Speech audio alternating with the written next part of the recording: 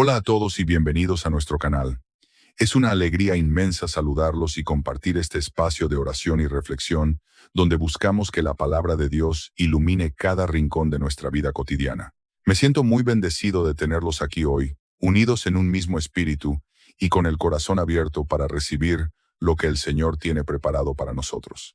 Hermanos y hermanas, queridos fieles que nos acompañan con tanta devoción, hoy quiero que hablemos de una realidad que golpea las puertas de muchos hogares. Existe una situación profunda, un peso silencioso que ocurre en el seno de algunas familias y que parece escapar a todo entendimiento humano.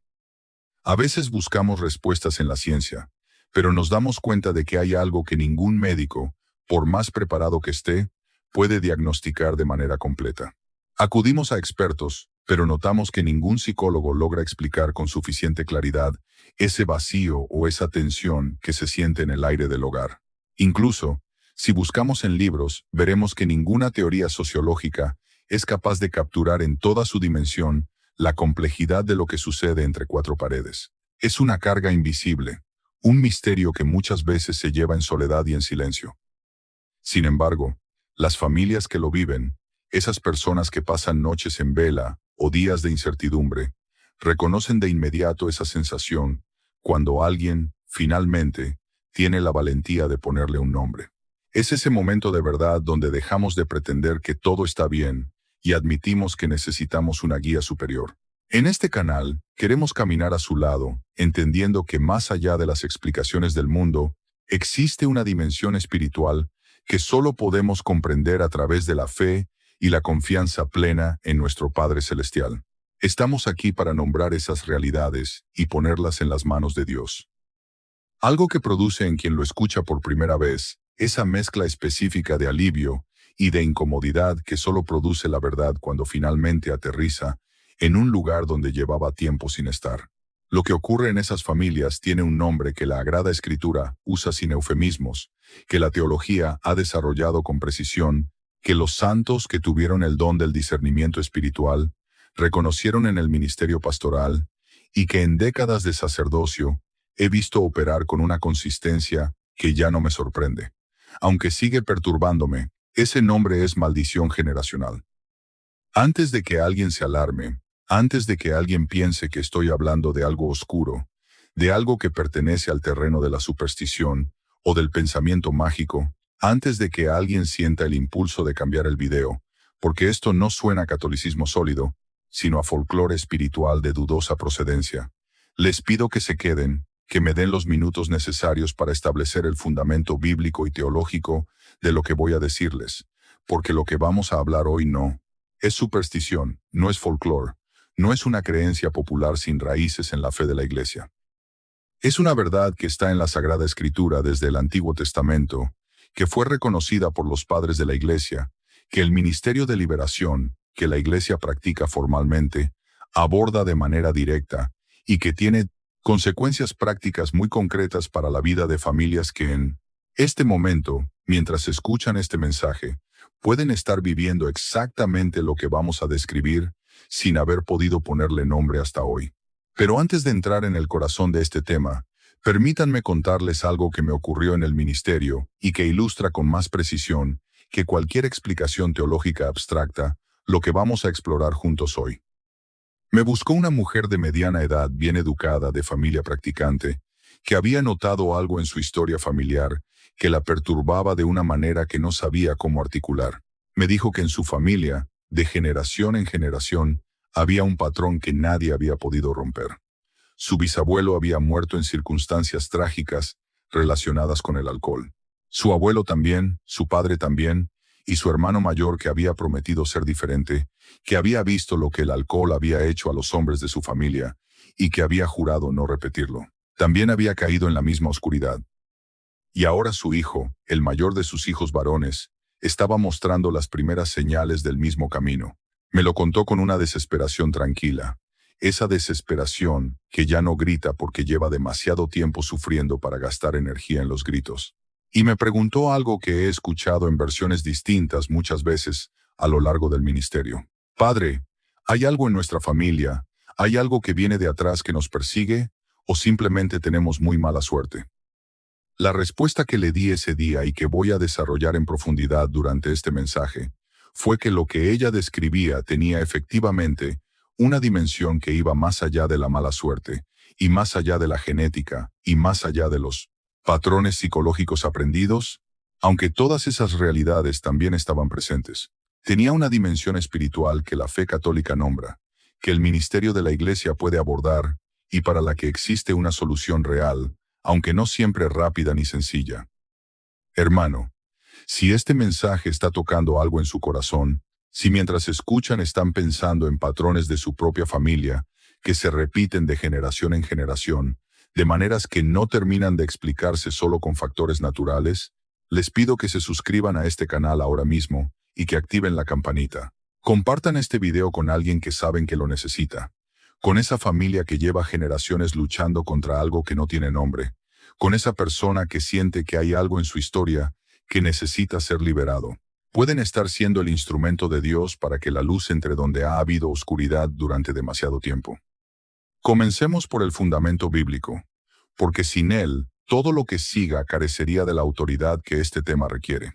El texto más directo y más conocido sobre la transmisión de las consecuencias del pecado a través de las generaciones está en el libro del Éxodo, capítulo 20, versículos 4 y 5. En el contexto de los 10 mandamientos, Dios dice: no te harás ídolo ni imagen alguna de lo que hay arriba en los cielos, ni de lo que hay abajo en la tierra, ni de lo que hay en las aguas debajo de la tierra. No te postrarás ante ellos, ni les rendirás culto, porque yo, el Señor tu Dios, soy un Dios celoso, que castigo la iniquidad de los padres en los hijos, hasta la tercera y cuarta generación de los que me odian, la iniquidad de los padres en los hijos, hasta la tercera y cuarta generación. Estas palabras han sido objeto de mucho debate teológico a lo largo de los siglos. Y ese debate es legítimo y necesario para entender correctamente lo que dicen y lo que no dicen, porque lo que no dicen es igualmente importante que lo que sí dicen. Lo que no dicen es que Dios castiga a los hijos por los pecados de los padres de una manera que viola la justicia divina o la libertad humana. La teología de la responsabilidad personal, claramente establecida en el libro de Ezequiel, capítulo 18, enseña que cada persona responde ante Dios por sus propios actos y no por los de sus antepasados. El alma que peque, esa morirá. El hijo no cargará con la culpa del padre, ni el padre con la culpa del hijo. Esta es la enseñanza clara de la Escritura sobre la responsabilidad personal, y nada de lo que digamos hoy puede o debe contradecirla. Lo que sí dice el texto del Éxodo, lo que la teología desarrolló a partir de él, y lo que la experiencia pastoral confirma de manera consistente, es algo diferente y más sutil. Es que los pecados de los padres, especialmente los pecados graves y los pecados que involucran la apertura a fuerzas que no son de Dios, crean en las generaciones siguientes condiciones de mayor vulnerabilidad espiritual. Abren puertas en la historia familiar que permanecen abiertas hasta que alguien con la autoridad y los instrumentos adecuados las cierra. Establecen patrones de oscuridad que se transmiten no como culpa, sino como predisposición, como debilidad estructural, como un camino de menor resistencia hacia el mismo error que alguien antes que ellos ya tomó el orgullo. El Catecismo de la Iglesia Católica, en el número 1869, aborda este tema al hablar del pecado social. Los pecados son causa de situaciones sociales e instituciones contrarias a la bondad divina. Las estructuras de pecado son expresión y efecto de los pecados personales. Inducen a sus víctimas a cometer a su vez el mal. Las estructuras de pecado que inducen a sus víctimas a cometer a su vez el mal. Aplicado a la familia, una de las estructuras más fundamentales de la sociedad y de la Iglesia. Esto describe exactamente el mecanismo de las maldiciones generacionales. El pecado de una generación crea una estructura, un patrón, una predisposición que hace más fácil que la siguiente generación caiga en el mismo pecado, no porque esté obligada a ello, sino porque el terreno está preparado de una manera que no lo estaría sin ese antecedente. Y hay un tercer nivel que es el más específicamente espiritual, y que es el que el Ministerio de Liberación aborda de manera más directa. Cuando los antepasados de una familia se involucraron en prácticas que abrieron puertas al mundo de las tinieblas, la influencia que entró a través de esas puertas no desaparece automáticamente con la muerte de quien las abrió. Permanece vinculada a la línea familiar hasta que sea específicamente cortada a través de los medios que Dios ha puesto en manos de la Iglesia. Esto no es magia, es la lógica espiritual que el Nuevo Testamento documenta cuando describe cómo Jesús libera a personas de influencias que no eligieron personalmente, sino que recibieron a través de su historia. ¿Cuáles son los tipos de pecados ancestrales que con más frecuencia crean estas condiciones de vulnerabilidad generacional? La experiencia pastoral y el ministerio de liberación identifican varios con especial consistencia. El primero y el más grave es la participación en prácticas ocultistas, la brujería, el espiritismo, los pactos con entidades que no son de Dios, la hechicería, la santería, el curanderismo de tipo mágico, los amarres, los trabajos. Cuando un antepasado participó en estas prácticas, especialmente cuando lo hizo de manera habitual y sistemática, la influencia espiritual que se vinculó a esa persona puede continuar buscando acceso a los descendientes como si la muerte física no hubiera cerrado el portal que se abrió en vida. He conocido familias donde la bisabuela o la tatarabuela fue curandera o bruja en el sentido más oscuro del término, donde practicó rituales que invocaban entidades que no son de Dios, donde hizo pactos o promesas que comprometieron no solo su propia alma, sino la historia espiritual de su descendencia. Y en esas familias, generación tras generación, hay una incidencia de fenómenos que no tienen explicación natural completa, de enfermedades inexplicables, de fracasos sistemáticos, de conductas compulsivas, que del propios involucrados no pueden explicar, ni controlar de una oscuridad ambiental que todos los que visitan esa familia perciben, aunque no sepan cómo nombrarlo. El segundo tipo de pecado ancestral que crea condiciones de vulnerabilidad generacional es la participación en sectas u organizaciones que exigen juramentos de lealtad a principios contrarios a la fe cristiana. La masonería, en ciertos de sus grados y rituales, es el ejemplo más conocido y más documentado en el contexto de la pastoral católica. Los juramentos que se hacen en esos contextos, los rituales que se realizan, las lealtades que se establecen a principios que a veces están en contradicción explícita con la fe de la Iglesia, pueden crear vínculos espirituales que continúan operando en la historia familiar después de la muerte del que los estableció. El tercer tipo es la idolatría, en sus diversas formas. El culto a ídolos, la veneración de entidades que no son el Dios verdadero, la participación en rituales religiosos sincréticos, donde se mezcla el nombre de Cristo con la invocación de entidades de origen pagano. Esto es especialmente relevante en el contexto latinoamericano, donde el sincretismo religioso tiene raíces históricas profundas y donde muchas familias llevan generaciones mezclando prácticas católicas con elementos de religiones afroamericanas, chamánicas o prehispánicas, sin ser conscientes de las implicaciones espirituales de esa mezcla. El cuarto tipo, y este es el que más sorprende a la gente cuando lo menciono, son los pecados graves, no confesados y no perdonados, que quedaron en la historia familiar como heridas abiertas. El asesinato que nadie confesó y que nunca fue expiado. El adulterio que destruyó una familia y que nadie asumió con responsabilidad. El robo grave, la injusticia cometida contra otros. El abuso de poder o de confianza. Estos pecados, cuando no fueron llevados ante Dios en el sacramento de la reconciliación, cuando no hubo reparación y expiación, dejan en la historia familiar una deuda espiritual que gravita sobre las generaciones siguientes, de maneras que se manifiestan de formas distintas, pero que tienen la misma raíz. Y el quinto tipo es la transmisión generacional de las consecuencias del trauma sin sanar.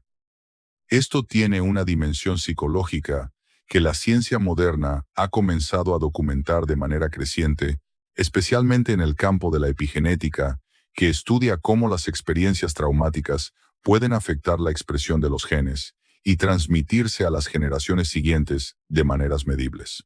Pero tiene también una dimensión espiritual que va más allá de lo que la epigenética puede explicar. El duelo no procesado, el perdón no concedido.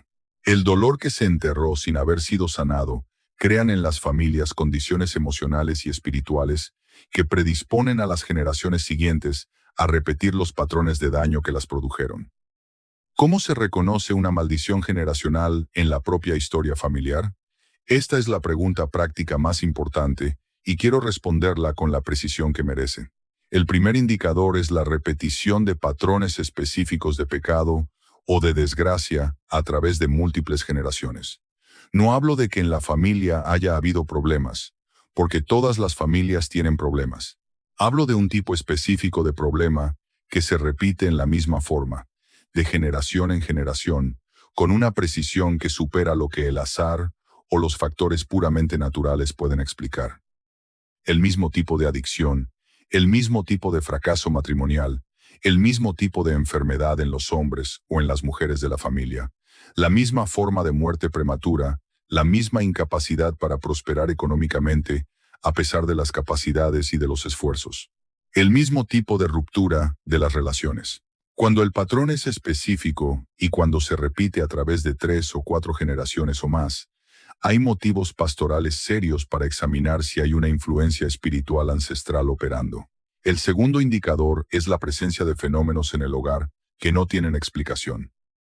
Natural, presencias percibidas, objetos que se mueven, ruidos inexplicables, sueños recurrentes y perturbadores de carácter específico que diferentes miembros de la familia tienen de manera independiente. Animales resoplido, domésticos que muestran conductas de terror en ciertas habitaciones o en ciertos momentos. Un ambiente en el hogar que todos los que entran describen como pesado o sofocante, sin poder explicar por qué. Estas experiencias, cuando son consistentes y cuando se dan en el contexto de una historia familiar que incluye alguno de los tipos de pecado ancestral que hemos mencionado, son señales que merecen atención pastoral. El tercer indicador es la incapacidad sistemática de ciertos miembros de la familia para mantener los compromisos espirituales. Personas que genuinamente quieren cambiar, que hacen propósitos sinceros de vida nueva, que tal vez incluso se convierten dramáticamente en algún momento, pero que con una regularidad que ellas mismas no comprenden, recaen, se alejan, no pueden sostener la vida de gracia que habían comenzado. No hablo de la debilidad humana ordinaria que todos experimentamos en la vida espiritual. Hablo de algo más específico, más sistemático, de una resistencia a la gracia que parece venir de más profundo que la simple flaqueza del carácter. El cuarto indicador es la historia familiar de involucramiento en prácticas ocultistas o sincréticas, aunque sea en generaciones pasadas. Muchas familias tienen en su historia un antepasado que fue curandero, que practicó la brujería, que fue espiritista, que pertenecía a una logia masónica, que hacía amarres o trabajos, que consultaba a médiums o adivinos de manera habitual. Ese antecedente, especialmente cuando nadie en la familia lo ha reconocido como problema y nadie ha tomado los pasos para cerrar las puertas que se abrieron, es uno de los factores más comunes que encuentro en el trasfondo de las familias que experimentan las dificultades que estamos describiendo. Y el quinto indicador es la sensación compartida por varios miembros de la familia de que hay algo que los persigue, algo que les impide avanzar, algo que aparece exactamente cuando las cosas parecen mejorar para destruir el progreso. Esto puede sonar muy subjetivo, y lo es en cierta medida, pero cuando esa sensación es articulada de manera independiente por varios miembros de la misma familia, cuando tiene consistencia a través del tiempo y cuando se corresponde con los patrones objetivos que mencionamos anteriormente, es una pista que merece tomarse en serio. Ahora, hermanos, llegamos a la parte más importante de este mensaje. Más importante que identificar el problema es conocer la solución, porque la fe cristiana no nos deja frente al diagnóstico sin el remedio. La fe cristiana no anuncia la esclavitud sin anunciar también la libertad. Y la libertad de las maldiciones generacionales es posible, es real, está al alcance de cualquier familia que esté dispuesta a tomar los pasos necesarios con la seriedad y la fe que estos pasos requieren. El primer paso, y este es fundamental, es el conocimiento honesto de la historia familiar. No se puede sanar lo que no se conoce. No se puede cerrar una puerta que no se sabe que está abierta.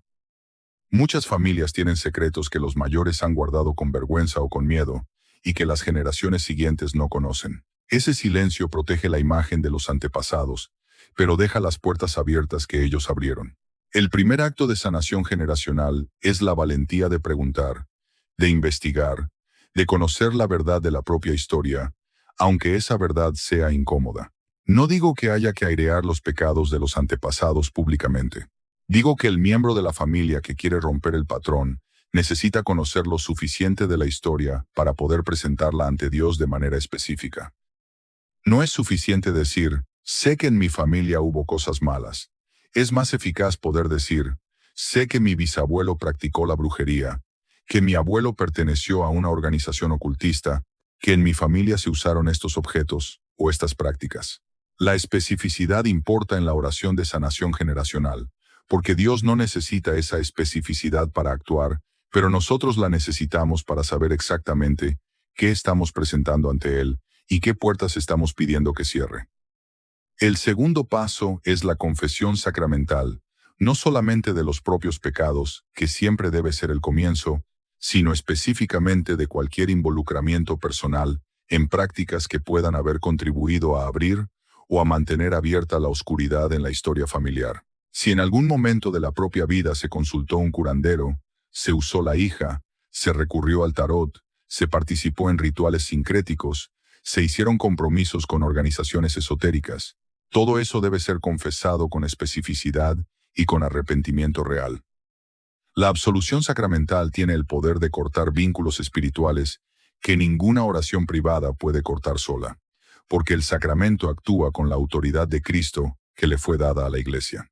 El tercer paso es la renuncia explícita. Hay una dimensión de la sanación generacional que requiere un acto verbal explícito de renuncia a los pactos, compromisos, invocaciones y aperturas que los antepasados hicieron. No porque las palabras tengan un poder mágico en sí mismas, sino porque la voluntad humana libre, que en algún momento dijo sí a la oscuridad, aunque no fuera la voluntad de la persona que renuncia, sino la de un antepasado, necesita ser contradicha por una voluntad humana libre que diga explícitamente no. En el nombre de Jesucristo renuncio a todos los pactos, compromisos, invocaciones y aperturas que mis antepasados hicieron con fuerzas que no son de Dios. Renuncio a cualquier efecto de esos compromisos sobre mi vida y sobre la vida de mis descendientes, y declaro que esta familia pertenece a Cristo y solo a Cristo. Esta renuncia hecha con fe y con la especificidad que el conocimiento de la historia familiar permite, es uno de los actos más poderosos que se pueden hacer por la liberación de la propia línea generacional. El cuarto paso es el perdón de los antepasados. Esto puede parecer extraño. Perdonar a personas que ya murieron, perdonar a personas que tal vez nunca pidieron perdón y que ni siquiera saben que los estamos perdonando. Sí, el perdón de los antepasados que con sus pecados abrieron las puertas, que estamos intentando cerrar, es un paso de liberación tanto para nosotros como para ellos. Para nosotros, porque el resentimiento hacia los antepasados, aunque sea inconsciente, crea una oscuridad interior que impide la plena sanación para ellos si están en el purgatorio, porque el amor que les damos en forma de perdón y de oración puede aliviar su situación y acelerar su purificación. El perdón de los antepasados no es un ritual mágico, es un acto del corazón que dice, reconozco el daño que los pecados de mis antepasados causaron en mi familia. No los justifico, no los minimizo, pero los perdono, los libero del resentimiento que podría guardar contra ellos y los entrego a la misericordia de Dios, que es más grande que cualquier pecado que cometieron. El quinto paso es la misa ofrecida específicamente por la sanación de la línea generacional. Este es el instrumento más poderoso que la Iglesia pone en manos de los fieles para esta situación, porque la misa es el sacrificio de Cristo hecho presente. Y ese sacrificio tiene un poder redentor que puede ser aplicado específicamente a la historia de una familia. Mandar a celebrar una misa o varias misas con la intención específica de la sanación generacional, de la propia familia, de la liberación de las consecuencias de los pecados de los antepasados, es uno de los actos más eficaces que se pueden hacer. Muchos sacerdotes formados en el Ministerio de Liberación recomiendan varias misas celebradas en sucesión por esta intención para las situaciones más arraigadas. El sexto paso para los casos más graves es buscar la ayuda de un sacerdote específicamente formado en el Ministerio de Liberación, no el exorcismo solemne, que es algo extraordinario y rarísimo, que requiere la autorización del obispo y circunstancias muy específicas, sino las oraciones de liberación que muchos sacerdotes debidamente formados pueden ofrecer y que tienen una eficacia pastoral documentada en el acompañamiento de familias con este tipo de situaciones. No hay vergüenza en buscar esa ayuda, hay sabiduría. Del mismo modo que una persona con una enfermedad grave busca a un médico especialista, una familia con una herida espiritual generacional merece la ayuda de alguien que conoce ese territorio y que tiene la formación para acompañar ese proceso. Y el séptimo paso, que en realidad es el que sostiene todos los demás y que no termina nunca, sino que se convierte en la nueva manera de vivir de la familia liberada, es la consagración activa y cotidiana a Dios, la vida sacramental regular, el rosario, en familia, la consagración del hogar al Sagrado Corazón de Jesús y al Inmaculado Corazón de María, la presencia en la casa de objetos sagrados bendecidos que declaran ¿a quién pertenece ese espacio? La oración por las almas de los antepasados que pueden estar en el purgatorio, necesitando sufragios y la vigilancia espiritual que impide que las puertas que se cerraron vuelvan a abrirse a través de nuevas incursiones en el territorio del ocultismo, de las prácticas sincréticas, de la apertura indiscriminada a influencias que no son de Dios. Quiero detenerme en algo que me parece suma importancia pastoral y que frecuentemente se omite en los mensajes sobre este tema. La sanación de las maldiciones generacionales no es un proceso de una sola noche, no es un ritual que se hace una vez y que produce resultados inmediatos y definitivos. Es un proceso que requiere perseverancia, que tiene sus propios tiempos, que puede incluir momentos de resistencia, de intensificación aparente de los síntomas, antes de que mejoren, de pruebas que el enemigo usa para desalentar, precisamente cuando el proceso de liberación está avanzando. Y es un proceso que requiere la responsabilidad personal de cada miembro de la familia que quiere ser libre, porque la libertad que Dios ofrece nunca es pasiva, es activa. Es una libertad que hay que elegir, que hay que proteger, que hay que cultivar con la misma energía que antes se gastó en la esclavitud. Y hay algo más que quiero decir sobre este tema con una claridad que pocas veces se tiene en estos mensajes. Las maldiciones generacionales no son una excusa, no son una razón para no asumir la responsabilidad personal de los propios pecados y de las propias decisiones. Ninguna herida generacional, por real y por grave que sea, elimina la libertad humana ni la responsabilidad moral. La persona que tiene una predisposición generacional hacia el alcoholismo sigue siendo responsable de las decisiones que toma respecto al alcohol. La persona que tiene en su historia familiar un patrón de violencia sigue siendo responsable de las decisiones que toma respecto al uso de la violencia. La herencia espiritual oscura crea condiciones de mayor dificultad, no crea inevitabilidad, y la gracia de Dios, que es siempre más grande que cualquier peso heredado, está disponible para quien la busca con sinceridad. San Pablo lo dice en la carta a los Romanos capítulo 5, versículos 20 y 21, con una proclamación que es el corazón de la esperanza cristiana, frente a cualquier forma de esclavitud heredada, donde abundó el pecado, sobreabundó la gracia. Así como el pecado reinó produciendo la muerte, así también reine la gracia mediante la justicia para la vida eterna. Por Jesucristo nuestro Señor, donde abundó el pecado, sobreabundó la gracia. No hay historia familiar tan oscura que la gracia de Cristo no pueda superar. No hay herencia espiritual tan pesada que la sangre de Cristo no pueda purificar. No hay puerta abierta por el pecado que el poder de la cruz no pueda cerrar. La abundancia del pecado ancestral no es más grande que la sobreabundancia de la gracia. Nunca, en ningún caso, sin excepción. Esa es la buena noticia, la noticia que quiero que se lleven de este mensaje más que ninguna otra. No el diagnóstico que es necesario, pero que por sí solo produce solo más angustia, sino la certeza de que el diagnóstico tiene un remedio, de que la oscuridad generacional que puede estar pesando sobre su familia tiene una solución que está al alcance de quien quiere tomarla, de que Jesucristo, que vino a proclamar la libertad a los cautivos, según las palabras del profeta Isaías, que él mismo leyó en la sinagoga de Nazaret, también proclama esa libertad para las familias cautivas por la herencia de los pecados de sus antepasados. Y esa liberación comienza hoy, comienza en el momento en que alguien en la familia dice, hasta aquí llegó este patrón, aquí se rompe, aquí comienza algo nuevo. Aquí decido que lo que venga después de mí no va a cargar lo que cargaron los que vinieron antes de mí. Aquí entrego esta historia al único que tiene el poder de redimirla completamente. Ese alguien puede ser usted en este momento con lo que tiene y con lo que es, sin necesitar ser perfecto, ni santo, ni tener toda la formación teológica, necesitando solo lo que todo proceso de liberación genuino requiere: la humildad de reconocer que hay un problema, la fe de creer que Dios puede resolverlo, y la voluntad de tomar los pasos que Él pone en las manos de su iglesia para que la solución sea real y duradera. Hagamos juntos la oración de renuncia y de consagración. Si pueden, pónganse de pie en este momento como señal de que están eligiendo la libertad. Extiendan las manos con las palmas hacia arriba, en gesto de apertura y de entrega, y repitan estas palabras. Señor Jesucristo, Hijo de Dios vivo, que en la cruz rompiste todas las cadenas, y que resucitado venciste todo poder del enemigo, me presento ante ti hoy con la historia de mi familia, con todo lo que en esa historia fue luz y todo lo que fue oscuridad, con los pecados de mis antepasados que abrieron puertas que nunca debieron abrirse, con las heridas que esos pecados dejaron en mi familia a través de las generaciones, con los patrones de oscuridad que se han repetido en nuestra historia y que han causado tanto sufrimiento.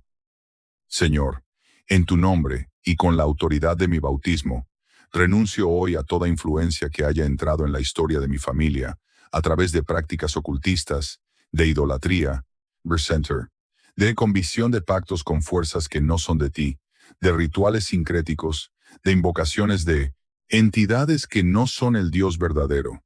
Renuncio a todo pacto, a toda promesa, a todo juramento que mis antepasados hayan hecho con el enemigo, de manera consciente o inconsciente. Declaro que esos pactos no tienen poder sobre mí, ni sobre mis hijos, ni sobre los hijos de mis hijos.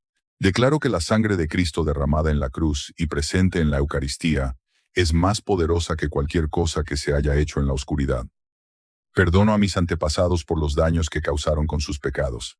No justifico lo que hicieron, pero los libero del resentimiento de mi corazón y los entrego a tu misericordia, que es infinitamente mayor que sus pecados. Y te pido que si están en el purgatorio, la oración que hago hoy por ellos alivie su situación y acelere su camino hacia ti. Y consagro hoy mi vida y la vida de mi familia desde hoy y para siempre a ti, Señor Jesucristo. Al Sagrado Corazón de Jesús, que quiere reinar en cada familia. Al Inmaculado Corazón de María, que aplasta la cabeza de la serpiente antigua. A San Miguel Arcángel, que pelea por los que se ponen bajo su protección. Que lo que comienza hoy en mi historia familiar sea diferente a todo lo que vino antes. Que la gracia que sobreabunda donde abundó el pecado, empiece a hacerse visible en mi familia desde este momento, y que los que vengan después de mí hereden no las cadenas que yo heredé, sino la libertad que tú ganas en mí hoy. Amén. Y yo, como sacerdote de Jesucristo, imparto sobre ustedes, sobre sus familias, sobre la historia generacional que llevan y sobre la historia que están comenzando desde hoy, la bendición apostólica. En el nombre del Padre y del Hijo y del Espíritu Santo. Amén. Hermanos, si este mensaje iluminó algo que llevaban tiempo sin poder nombrar, sí, reconocieron en lo que describí la historia de su propia familia, actúen, no lo pospongan. Busquen a un sacerdote de confianza. Confiésense, comiencen el proceso de sanación con la seriedad que merece. Y compartan este video ahora mismo con alguien que saben que lo necesita, con esa familia que lleva generaciones atrapadas en un patrón que nadie ha podido romper, con esa persona que siente que hay algo en su historia que necesita ser liberado y que finalmente va a encontrar en este mensaje el nombre de lo que ha sentido toda su vida. Queridos hermanos y hermanas, hemos llegado al final de nuestra reflexión de hoy, pero el camino con el Señor apenas comienza en cada uno de sus hogares.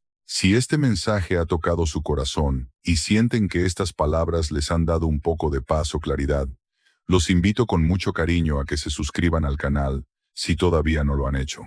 Al activar la campanita de notificaciones, se aseguran de no perderse ninguno de nuestros encuentros diarios, donde seguiremos compartiendo y trayendo la verdad de la fe, con toda la claridad y todo el amor que sus almas merecen y necesitan. Mi oración constante es que la presencia del Padre llene sus vidas de esperanza. Que Dios los bendiga grandemente en cada paso que den, que la sangre preciosa de Cristo los cubra, los proteja y guarde a cada uno de sus seres queridos en todo momento. Tengo la firme convicción de que, desde este mismo instante, la historia de su familia puede cambiar para siempre. Deseo de todo corazón que su historia sea escrita con una tinta diferente, una tinta que no se borra, la tinta de la libertad y de la redención que solo Cristo puede dar a quienes confían en Él.